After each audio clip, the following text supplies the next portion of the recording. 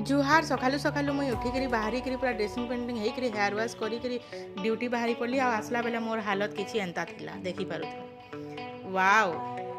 तो निजे निजके देखिक चिन्ह नहीं पार्ली बोली आसली आउ टे फिर ड्रेसिंग पेंटिंग हो गली आ बाहरी गली मुई इटा मार्केट बेले ड्रेसिंग पेंटिंग देखिक इटा नहीं भाव कि मार्केट बेले मुई पूरा कुसे दूर जाऊ तुम्हें बागी तो मुई आमर जस्ट गेट बाहर मार्केट लगी हे मार्केट के जाऊली आउ जानी पारुथे जेन मैंने भी निजे खाना बनासन तो घरे टमाटर नहीं थिले केंता लागसी जे टमाटर बिना और आलूर बिना पूरा खाना अधूरा है। और साइड रे जेन देखा होटा आमर खाओ गली किए देखबार लगे चाहूँ जे कमेंट कर दियो।